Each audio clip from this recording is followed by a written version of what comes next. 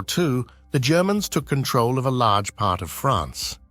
As their victories began to turn into defeats, especially on the southern and eastern fronts against the Soviets, the Allies began to secretly plan the largest maritime landing operation in history, aiming to liberate France and Western Europe and advance towards Berlin.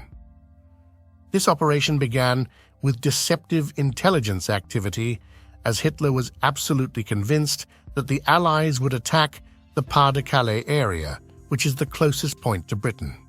Therefore, he concentrated most of the defending forces in this area. Thus, the Allies decided to attack the coasts of Normandy and amassed approximately 2,300,000 soldiers in Britain, which turned into a giant camp.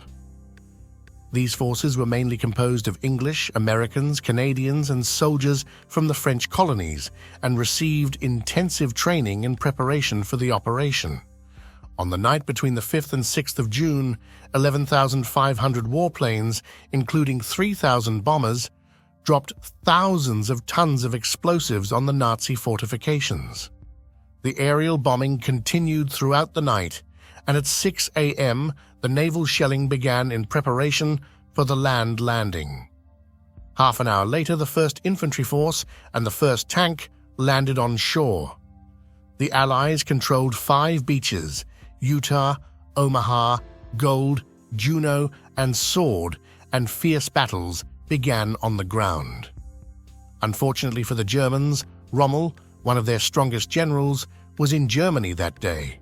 When Hitler received the news, he considered it a mere British trick and refused to reinforce the forces present in Normandy, a mistake that would cost him the war. According to official French figures, 156,000 soldiers were landed on French soil that day, with about 10,500 casualties between killed and wounded, compared to 10,000 German dead.